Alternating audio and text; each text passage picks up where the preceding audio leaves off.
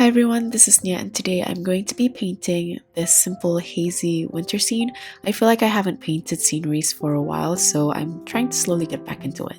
I'm not going to be sketching anything, so let's get straight to the colors. I'm only going to be using these three. Firstly, this is Burnt Umber by Holbein, Indigo by Schmincke, and Yellow Ochre by Holbein. Before I start the painting, I'm going to mask off the sides. I'm just using a regular masking tape. Now let's get straight to painting. I'm going to use my largest flat brush to lightly wet the surface until it's evenly damp. As you can see, I'm only doing this very lightly. There are no puddles of water, and I try to evenly coat the surface until it seeps into the paper.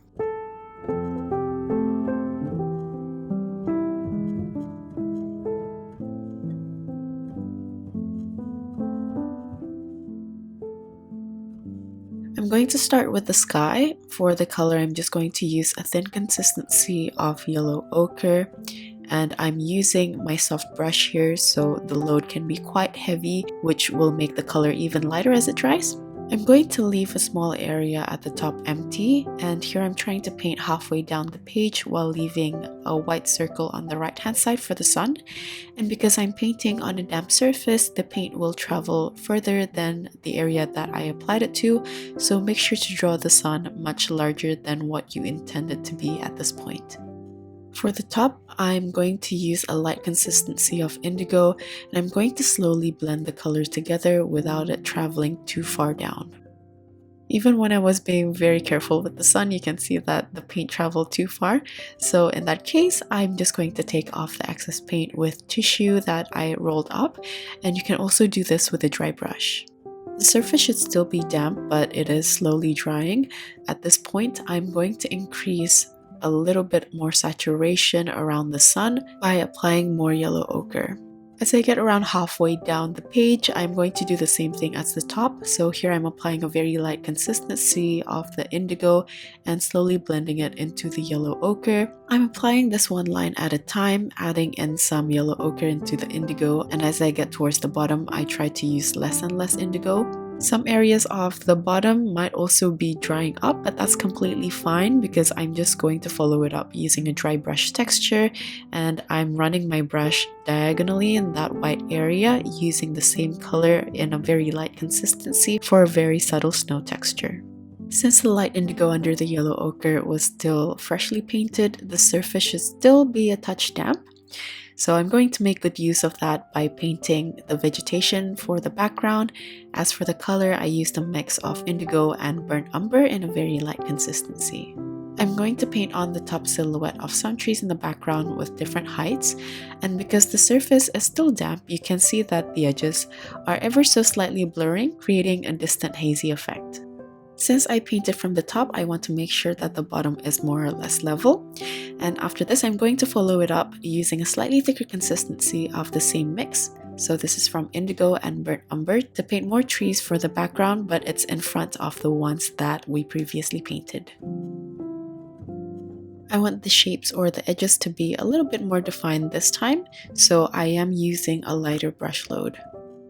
Just like before, I'm focusing on the edges, making sure that the edges are uneven, and I like to also play with the height of the trees, but this time I'm going to paint them slightly lower so you can still see the trees at the back. While I'm painting on the trees, I'm not just mindlessly placing random shapes on, but I am thinking about, say, clumps of leaves within a tree, but I am looking or imagining the overall silhouette of the tree as well. I also left out some white negative shapes so the trees doesn't look too heavy and dense. The surface should more or less be dry by now, so I'm going to add a bit more depth to the trees that I just painted. I am using the same color mixture in the same light consistency, but because I am painting on top, it will look like it's slightly darker. And I'm using a dry brush here to make the edges more defined, but still very light, so it still looks hazy. Because I am using a soft brush here, I can separate the tip of my brush while using a dry brush load, and this really helps to create those randomized textures.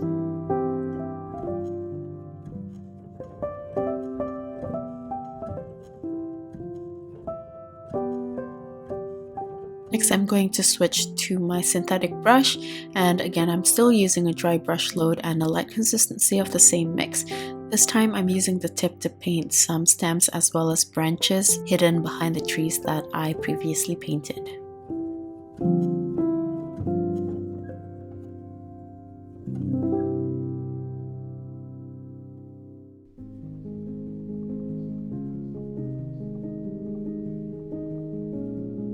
I feel like the sky is completely dry by now, so I'm going to again redefine the sun by using a really thin consistency of yellow ochre.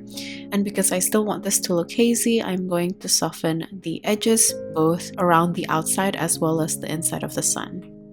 Just like before, if the paint is running a bit further than you want it to, you can always take off the excess either by a clean dry brush or a tissue. I also want to increase the saturation for the sky around the sun, so here I'm just layering a bit of yellow ochre. Just like before, I'm using a light consistency because it's much easier to blend with the rest of the background.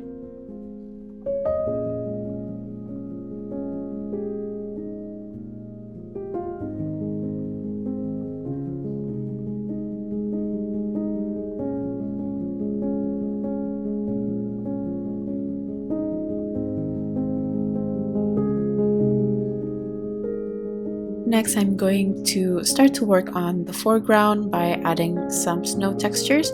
I use a mix of indigo with a little bit of the indigo and burnt umber mixture. This will neutralize the blue, making it a bit more grayish.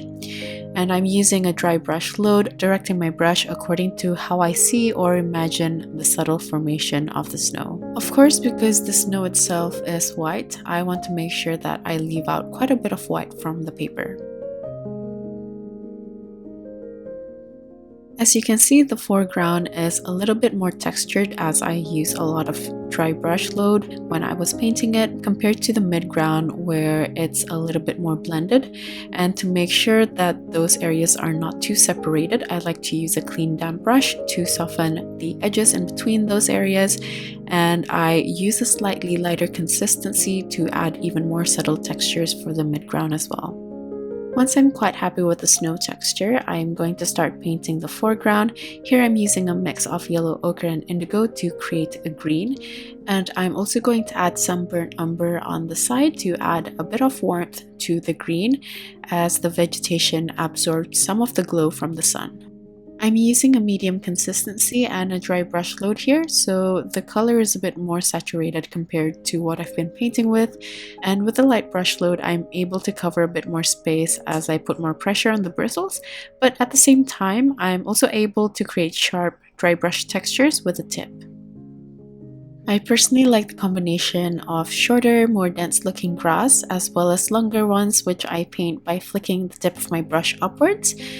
I like to also be mindful of the density as well as the space in between to create a light composition.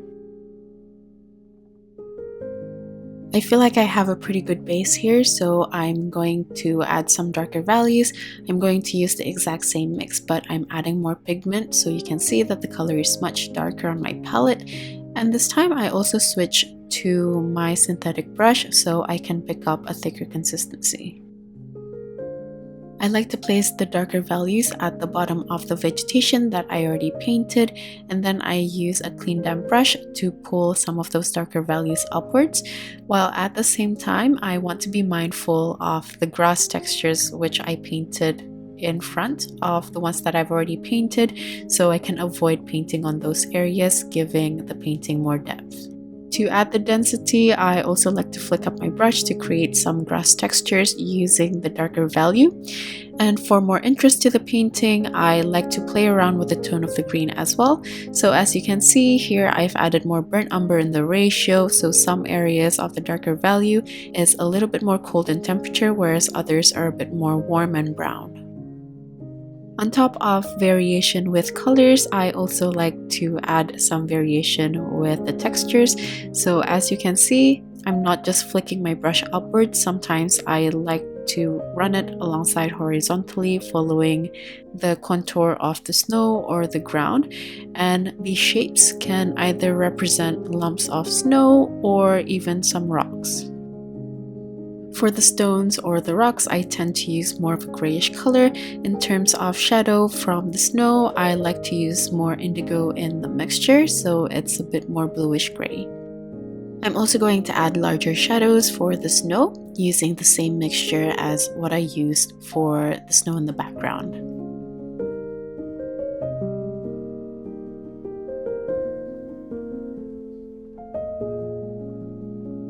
I feel like I need to add a bit more depth to the composition, so I decided to add more vegetation behind the ones that I've already painted.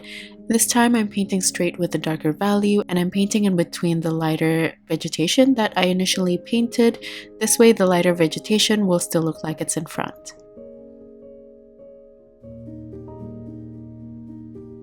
I quite like the variety of colors that's going on here, but I want to still increase the darker values. So here I'm using an even thicker consistency of the green mixture in a very dry brush load to paint on more loose grass.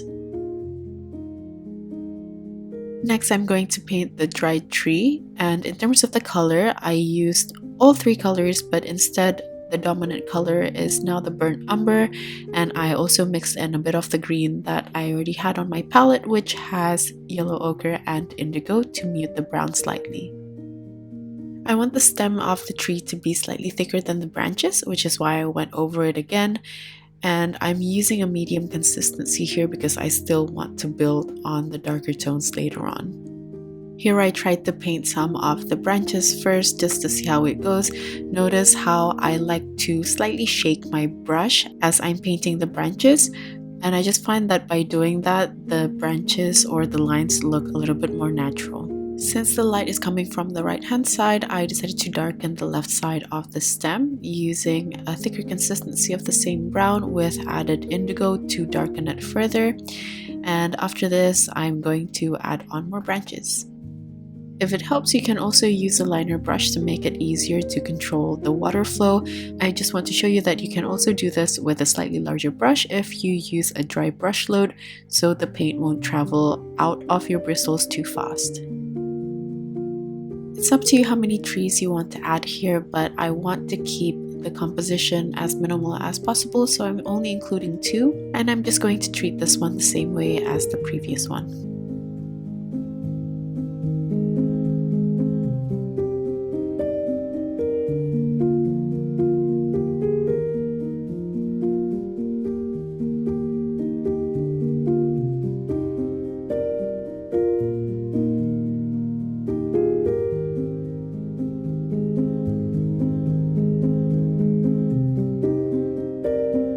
Once I've painted the main stem and the branches, I'm going to go back in with a slightly thicker consistency and paint it on the left.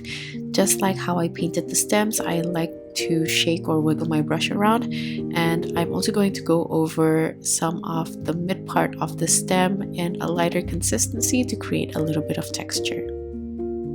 Now I'm going to extend some of the branches. This time I mixed in yellow ochre with burnt umber, so the brown is a bit warmer and a bit lighter. And for these branches, I'm going to extend them upwards and place most of them closer to the right hand side where the light is coming from, just to depict a little bit of light illumination.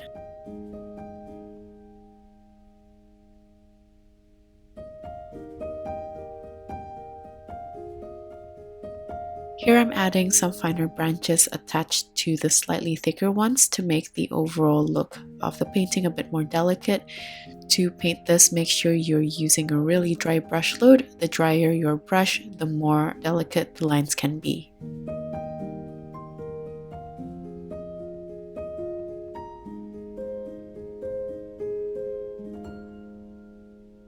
On the left, I'm going to exaggerate the darker values again to give the tree branches as well as the stem more depth. And here I'm using a thick consistency of burnt umber and indigo.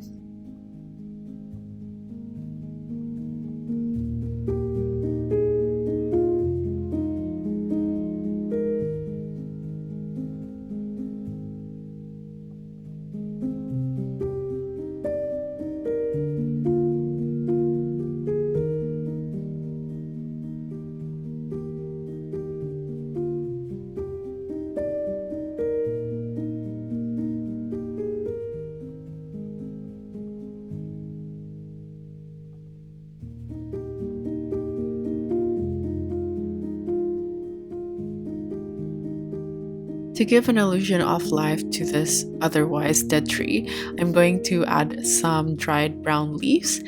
For the mixture, I use all three colors just like before, but this time I used yellow ochre as the dominant color with a little bit of burnt umber and indigo, and I'm also using a light consistency.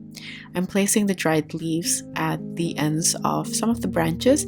I'm going to space them out since I only want hints of the leaves. And here I'm using a thicker consistency of the same mix with a bit more burnt umber and indigo in the mixture to add even smaller leaves as well as some short branches.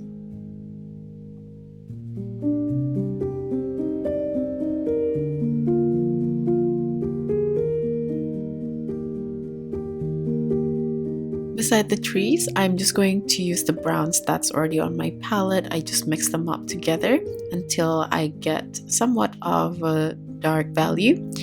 And I'm going to add more branches which are much shorter than the tree so it doesn't take away from the focal point.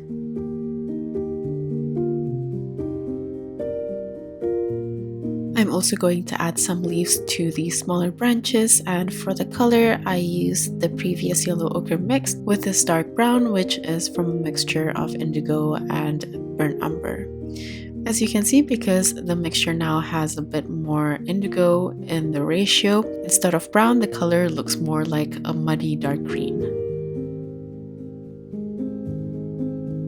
I'm also going to do the same thing for the right hand side, and I'm just using the colors that I've already pre-mixed on my palette, but feel free to adjust the color according to what you see fit.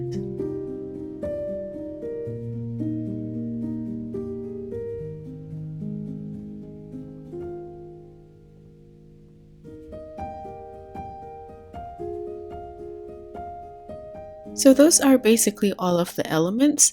All that's left to do here is to balance everything out. You can add a bit more texture like what I'm doing here. I'm just adding more of the grayish tone next to the dried grass. I just feel like these natural textures can help support the mood of the overall composition and also to add a bit more interest to the focal point or the foreground. You can also add more leaves and tall grass if you want to. Feel free to also include any winter plants that you might have in mind. Now I'm going to go over smaller details to some of the larger branches by adding a slightly darker value. And after this, I'm going to add more background trees using a thin consistency of yellow ochre and indigo, just like the original mix, but this time I added more yellow ochre in the ratio, so the leaves or the trees look much warmer as it's interacting with the glow of the sun.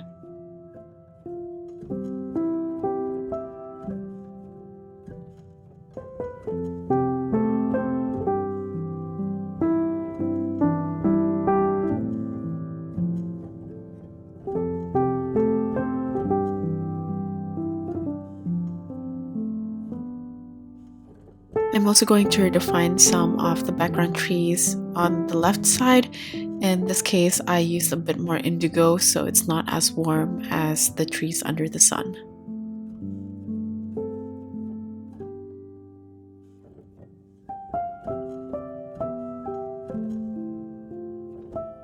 Lastly, I'm going to add more shadows on the snow. Here I'm just using a thin consistency of indigo with a little bit of burnt umber to mute the color slightly, just like before. And I'm going to make some cast shadows of the trees since the light is coming from the back, and I'm going to make this diagonal going to the left side to add a bit more dynamic to the painting.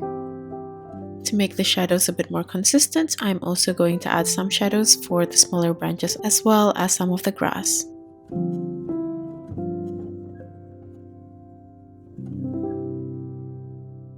Once I'm done with the shadows, I'm just going to unmask the sides to reveal the painting, and that's basically it for this painting. This was personally such an enjoyable one. It was quite simple and it serves as good practice for color mixing by just using those three colors. Anyway, if you guys enjoyed this tutorial and would like to see more like this, please consider subscribing. Like usual, the list of tools as well as my social media links will be in my description box. If you guys are still here, thank you so much for watching to the end, and I'll see you guys at the next one. Bye!